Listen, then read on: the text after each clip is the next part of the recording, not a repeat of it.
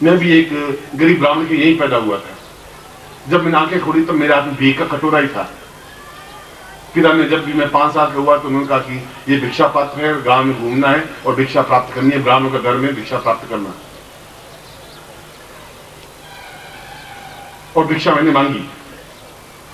वो कह रहा कि ब्राह्मण को भिक्षा से कोई एकदम शर्मानी भी नहीं चाहिए। मगर 2-4 दिन बाद मैंने सोचा कि ये मेरा धर्म है ही नहीं, मैं ऐसा नहीं कर पाऊंगा। मैं पिताजी के साथ कह दिया मैं भीख नहीं मांग पाऊंगा, भूखा तो मर सकूंगा, मेरे जीवन का हेतु सोपान ये है नहीं। मेरे पूर्वजों ने मांगी तो मांगी, ब्राह्मण का धर्म है भीख मांगना भिक्षा मांगना तो धर्म है, पर मेरा धर्म ये नहीं है। इस ढंग से मैं जीवन जी नहीं पाऊंगा। वह मेरा एक विद्रोही स्वभाव था, विद्रोही स्वभाव आज तक है, वो एक अलग बात है। मगर उस जगह से शुरू किया। और जब पहली बार उसमें साइकिल 15 रुपए में मिलती थी और मैंने पूरे नौकरी लगने के बाद साल भर के बाद एक सेकंड हैंड साइकिल भी खरीद नहीं पाया। नई साइकिल तो बहुत अलग बात है। 8 रुपए में सेकंड हैंड साइकिल मिल रही थी और मैं नौकरी कर रहा था, उसमें तनख्वाह मिलती थी मुझे 15 रुपए और मैं साइकिल नहीं खरीद पाया। और एक मिलिट्री का एक आदमी था, उसका ट्रांसफर हो गई तो उसने कहा कि मैं साइकिल बेच रहा हूं 8 रुपए में, आप ले लें। और मैंने चारों तरफ हाथ पैर दौड़ाया तो 8 रुपए भी मेरे पास थे नहीं। और जो मकान मालिक था उसने मना कर दिया कि मैं आपको 8 रुपए उधार दे नहीं सकता, आप देंगे कहां से। उसमें 1 रुपए की वैल्यू थी, 2 रुपए की बहुत बड़ी वैल्यू थी। उनके पिताजी थे वो सीधे साधे थे, जोधपुर के थे।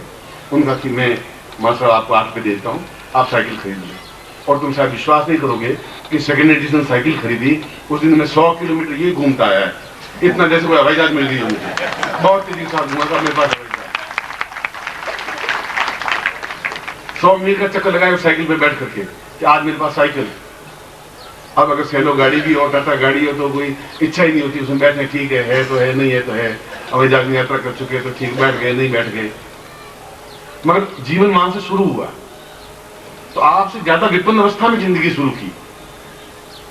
जब नौकरी पे इंटरव्यू के लिए गया तो आप विश्वास नहीं करेंगे कि मैं अपनी पत्नी के पाजेब बेच करके गया था।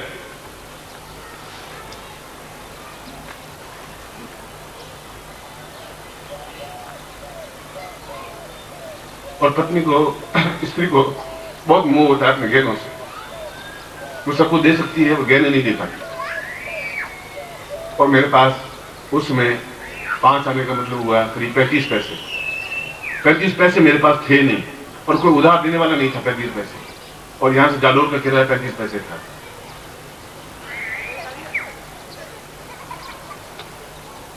तो रात्रि को मैंने पत्नी को कहा कि मुझे 35 पैसे चाहिए, कम से कम मैं पहुंच जाऊं, ड्यूटी पर पहुंच जाऊं, उसके बाद तनख्वाह मिल जाएगी। उसमें तनख्वाह 10 से 15 का डेट था, 10 रुपये तनख्वाह मिलती थी उसमें और साल में 1 रुपया इंक्रीमेंट था। तो उसने बड़ी आनाकानी भी की। मैंने समझाया भी, कन्विंस किया नौकरी बिना जीवन चलेगा नहीं, अगर यही भविष्यता है तो ठीक है नौकरी करेंगे। और 8वीं पास करके नौकरी करते थे उसमें, बोर्ड का इम्तिहान होता था 8वीं का। उस जगह से मेरे जीवन शुरू हुआ है, भिक्षा पात्र से और 35 पैसों के लिए गिड़गिड़ाते हुए। और उसके बाद जो कुछ संपन्नता प्राप्त की वह संपन्नता मंत्रों के माध्यम से प्राप्त की, क्योंकि मुझे पवित्रता का ज्ञान हो गया था कि आने वाला टाइम मेरा ऐसा है। उस जब मैं सन्यासी लिया तब मैंने इस ज्ञान को पहले प्राप्त किया कि मैं क्या था, कहां से मेरी धागा शुरू हुआ, कहां से मेरा जीवन प्रारंभ हुआ, कितने जन्म मैंने लिए और आगे मुझे कितने जन्म लेने हैं, क्या इस जीवन में सिद्धाश्रम प्राप्ति होगी, क्या मैं जीवन में पैसों के लिए संपन्न हो पाऊंगा, क्या ऐसी गरीबी मेरे साथ जुड़ी रहेगी जो मेरे साथ पीढ़ियों से जुड़ी हुई है। ये सारे प्रश्न मुझे उथल पुथल करके मैं अपने जीवन का इतिहास आपके सामने रख रहा हूं। इसलिए आपकी जो मजबूरियां हैं उससे ज्यादा मजबूरियां मेरे पास थी, उससे ज्यादा कठिनाइयां चुनौतियां मेरे पास थी, उससे ज्यादा दुख झेला मैंने, उससे ज्यादा भूख सहन किए। 4-4 दिन खाना नहीं खा पाए, इसलिए खा नहीं पाए, पास में पैसा ही नहीं था और उधार भी मांगता नहीं था और पत्नी को मांगने देता नहीं था, पड़ोसी से आटा उधार ले ले। 4-4 दिन तो उनको मैंने कहा तुम पड़ोसी से एक दिन वो आटा किला, यहाँ पर जोधपुर में यहाँ पर मकान है, वो आप जहाँ देखें तो केवल 5 बाई 8 की कोठड़ी है जिसमें 2 साल रहा जब मैंने ग्रेजुएशन किया, उस समय की बात करें। और एक दिन को आटा उधार लेके आई, एक दिन भूखे रह गए। तो जब मुझे मालूम पड़ा कि आटा पड़ोसी से उधार लेके आई है, तो मसला हुआ आटा, गूंथा हुआ आटा उठा के बाहर नाले में फेंक दिया। मैंने कहा कि उधार ला करके मैं रोटी नहीं खाऊंगा, न खाने दूंगा तुम्हें, अगर भूखे मर जाएंगे तो मर जाएंगे, भगवान ने ऐसे लिखा तो ये कर दूंगा। मगर इस प्रकार से उधार तुम आज मांगो, कल दाल मांगोगी उधार, परसों मिर्च मांगोगी, नमक मांगोगी, मैं ऐसा जीवन नहीं चाहता हूँ। जीवन में ऐसा होने ही नहीं दूंगा। उस रात को भूखे सोए, 27 तारीख को भूखे सोए, 28 तारीख को भूखे सोए, 29, 30 और 1 तारीख को तनख्वाह मिली। वो दिन भी मुझे याद है, क्योंकि 1 जनवरी नया साल था।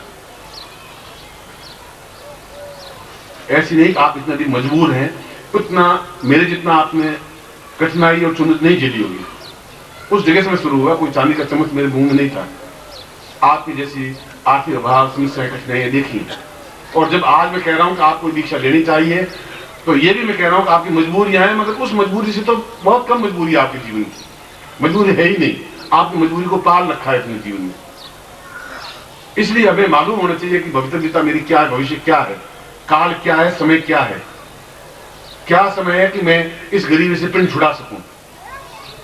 क्यों मेरे घर में पुत्र नहीं है, क्यों मेरे घर में निर्धनता है, क्यों मैं ऊंचा नाम नहीं कमा पा रहा हूं, क्यों भारत नाम नहीं है, क्यों मैं प्रसिद्धि प्राप्त नहीं कर पा रहा हूं, क्यों मेरा बीमारी मुझे मेरा पिंड नहीं छोड़ रही है। सैकड़ों प्रश्न आपके मन में घूम रहे हैं, आपके पास उत्तर नहीं है। और क्या इनका समाधान होगा, ये भविष्य आप भविष्य देख ही नहीं पा रहे, और नहीं देख पाएंगे तो जीवन आपका पूर्णता नहीं प्राप्त कर पाएगा। जब मैंने साधना से ये प्राप्त किया कि भविष्य में मैं अपने इस दरिद्र को यूं मिटा सकता हूं, तो मैंने उसी तरीके को अपनाया। गुरु बनने के नहीं, ये कि उस लक्ष्मी को कैसे सिद्ध किया जा सकता है। अमीरी तो मिल सकती 2 दिन में। आज आपके पास लाख रुपए, कल गवर्नमेंट कोई भी आकर के लाख रुपए आपको उठा के ले जा सकती है। वित्तीय राज्य भय, अगर धन है तो राज्य का भय रहता ही है।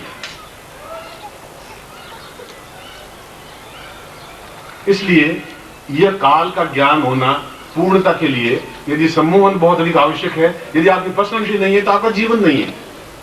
बोलने की क्षमता नहीं है, विद्वानों में आप शोभित नहीं हो सकते, समाज में आपका कोई नाम नहीं हो सकता। आपसे समाज के दूसरे सम्मानित व्यक्ति होंगे, वो अध्यक्ष होंगे, उपाध्यक्ष होंगे, वो मंत्री, महामंत्री होंगे। आप अपने आप में सामान्य लेवल से रह पाएंगे, और वह लेवल जीवन का कोई आनंद युक्त जीवन नहीं है। यदि ये आनंद है तो आपके आनंद की परिभाषा गलत है। हम बिल्कुल एक छोटे से छोटे कण के रूप में जन्म लेकर के बहुत महान से महान स्तर पर पहुंचना चाहते हैं। ये जीवन हमारा होना चाहिए, ये मेरे शिष्यों का जीवन होना चाहिए, ऐसे मेरे जीवन।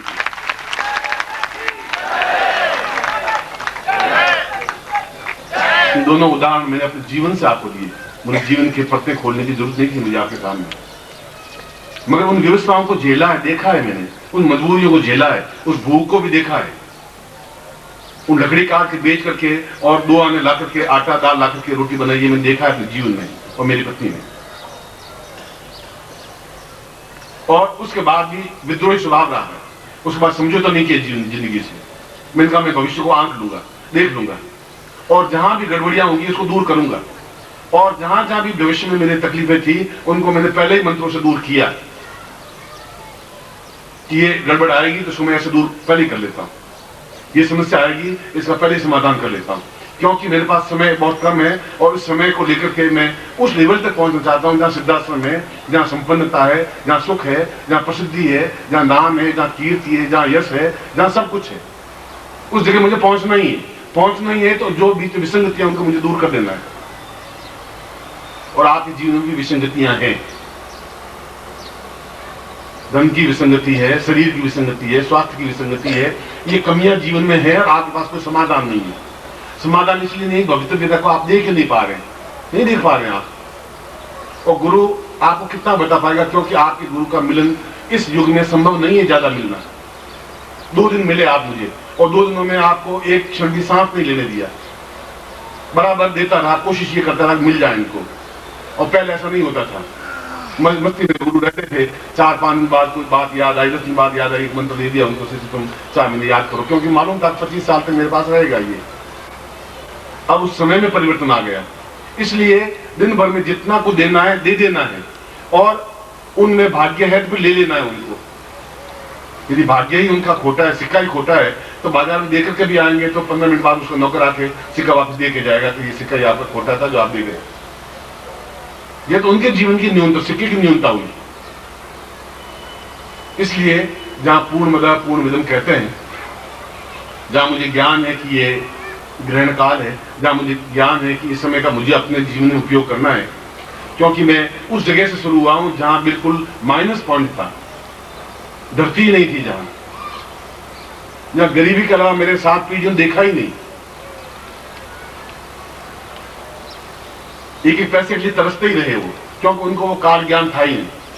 विश्व को ज्ञान नहीं था मेरे घर में रावण पैदा हो जाएगा।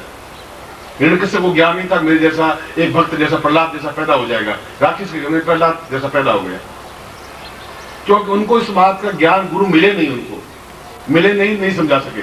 और पिता से गुरु नहीं बन सकते, वो मुंह बस हो जाता है। और गुरु वो होता है जो ठोकर मार के समझाए, उसको गुरु कहते हैं। लाड़ प्यार नहीं करे शिष्य से, पुचकारे नहीं, वो उनको फटकारे, थप्पड़ मारे, मगर उसको तैयार करे, अपने सदस्य अपने समान बनने की क्रिया करे, उसको गुरु कहते हैं। वो शिष्य कहलाता है जो उनके समान बने। आज दिन भर मैंने यही किया और किया भी किया, और मुझे जरूरत भी क्या थी इतना करने की। इस उम्र में आकर के मुझे क्या जरूरत थी कि मैं दिन भर आपके पीछे दौड़ता फिरूं, या आप सोचे ऐसा मैं क्यों करूं? क्या लाभ मुझे, क्या है इससे? क्या मेरे जीवन का हेतु है? पत्नी वहां है, मैं यहाँ बैठा हूँ आपके बीच में, होली के दिन है, लोग मिलने आ रहे हैं, मेरे परिवार वाले मिलने आ रहे हैं, उनसे मिल नहीं पा रहा हूँ, और मैं आपको बार बार दौड़ के आ रहा हूँ। ये क्या है? रीजन क्या है? कारण क्या है? क्या कोई स्वार्थ है? क्या कोई आपसे कुछ लेना है मुझे? इसके पीछे कारण ये है कि एक रास्ता पकड़ा है मैंने, मुझे गुरु ने एक रास्ता दिया है, तुम्हें ये काम करना है। और मैंने कहा था कि आप मुझे उस भट्टी में झोंक रहे हैं जहाँ आग और तेज आग के अलावा कुछ नहीं है, आलोचना है, गालियां हैं, जहर है। उनका भगवान शिव ने भी जहर ही तो पिया था, और तुम अगर 2 लोटे जहर पी भी लोगे तो क्या प्रलय हो जाएगा। और तुम्हें पीना है, तुम्हें जाना है। और उसके बाद में अमृत तो मिला कि नहीं मिला मैं नहीं कह सकता, मगर जहर के अलावा कुछ मिला ही नहीं चारों तरफ से, और मुझे उसमें भी संतोष है, क्योंकि एक गुरु का कार्य मुझे करना है। उन्होंने कुछ सोच समझ करके मुझे इस जगह खड़ा किया होगा। सैकड़ों सन्यासी उनके पास में थे, क्यों मेरा चयन किया, क्यों मुझे कहा, क्यों इस जगह मुझे खड़ा किया, और हर पल एक एक क्षण में उनकी याद में तड़प रहा हूं, ऐसा क्यों हो रहा है। खुद जाता हूं, 5 मिनट मिलना होता है, और 5 मिनट कोई प्यास ही नहीं बुझती, ढंग से देख नहीं पाता उनको, और उनका वापस ये सब ठीक चल रहा है, और मैं झूठ मूठ कहता हूँ वहां सब ठीक चल रहा है। जो काम सौंपा है मैं बराबर उस जगह तेजी से छलांग लगाने की कोशिश उनको कर रहा हूँ। और मुझे विश्वास है कि मैं आज तक असफल नहीं हुआ किसी फील्ड में, इस फील्ड में असफल नहीं होऊंगा, मैं आपको विश्वास दिलाता हूँ। उनको भी नहीं,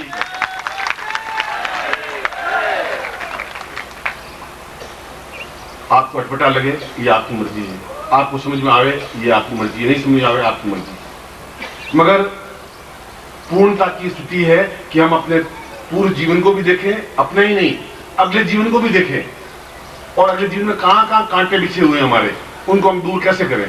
कौन शत्रु बनेगा, कौन धोखेबाज बनेगा, कौन विश्वासघाती बनेगा, मेरे बेटे का भविष्य आगे क्या है, मेरी पत्नी का भविष्य क्या है, मेरे मित्र का भविष्य क्या है, मेरे परिवार का भविष्य क्या है, मेरी संपन्नता का भविष्य क्या है, ये सब कुछ आपको आगे अंतिम क्षण तक दिखाई दे जाए। और जो गुरुजी कह रहे हैं सिद्धाश्रम, क्या आप पहुंच पाऊंगा कि नहीं पहुंच पाऊंगा, आप खुद अपनी आंखों से देख ले, उसको काल ज्ञान कहते हैं।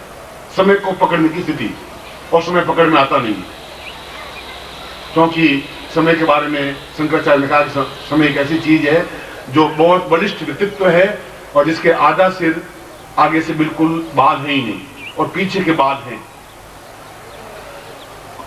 नहीं, आगे बहुत लंबे चौड़े बाल हैं, पीछे बाल है ही नहीं।